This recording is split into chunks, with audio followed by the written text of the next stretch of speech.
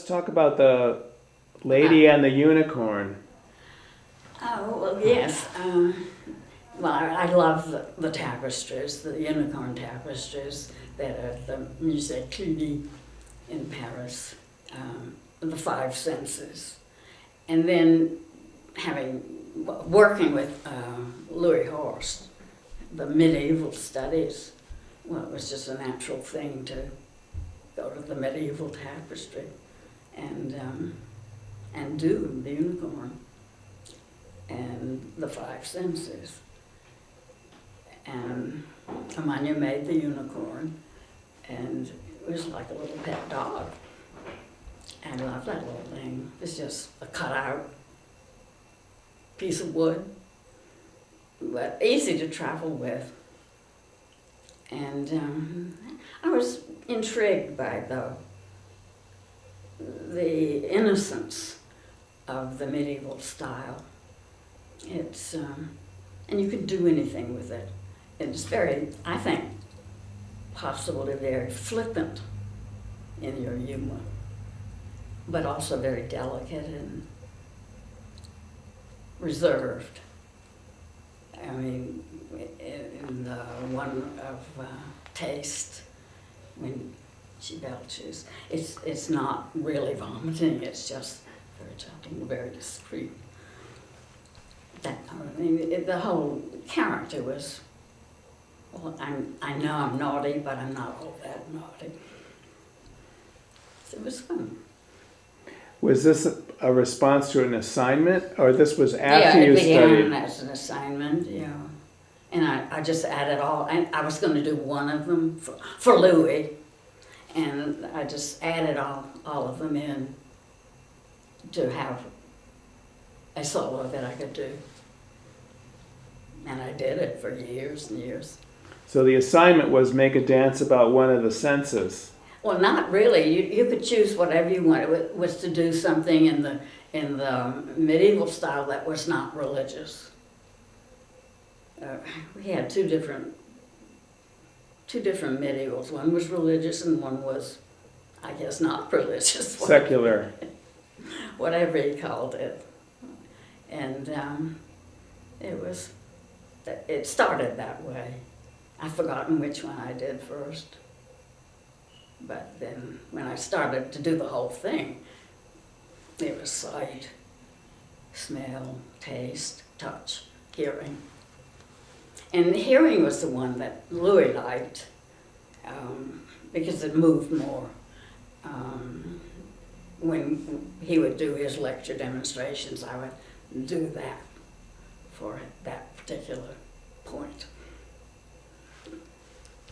What happened in the lecture demonstration?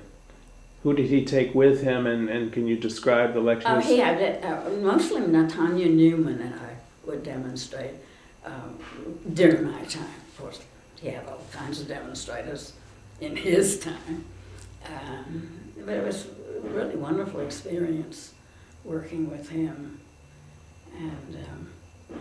And in that sense, taking him for granted, although you never really took him for granted. But he was very trustworthy as a friend. He never told you something was okay, even, or certainly not good if it wasn't. He told you, well, that was not right.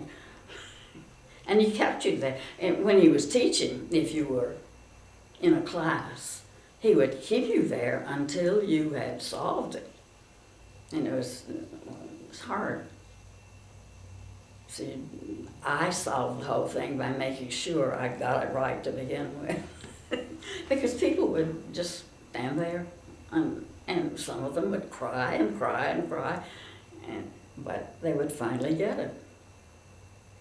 It was amazing. He was just the most amazing person. Yeah. And generous. He wrote music.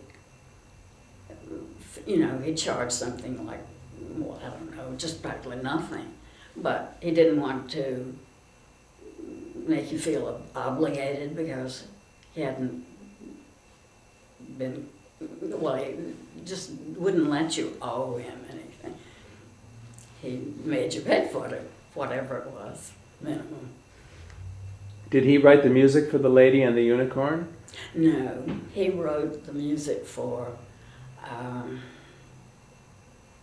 something I did first with Robert Cohan. Oh, it was based on Hogarth. I don't know what was it? Man with a Load of Mischief. I don't think I have any films of that. There are a few photographs of that. A lot of photographs, yeah. Yeah, and he wrote that. It's wonderful. It looks funny.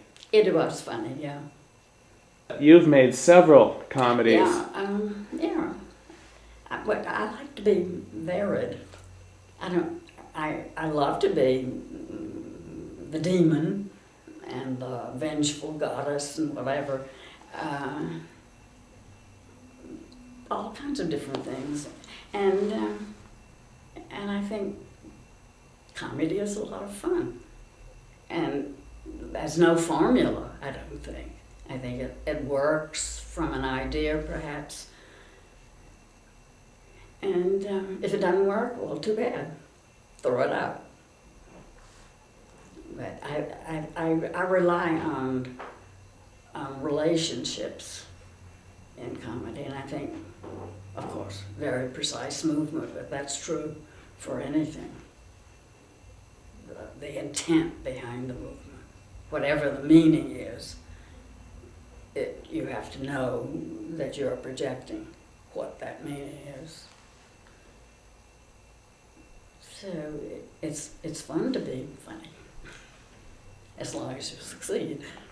Whatever you are intending, just being full of it. It can't be, well, maybe I'll do that, maybe I won't. You do what you do, or you don't do it, I think.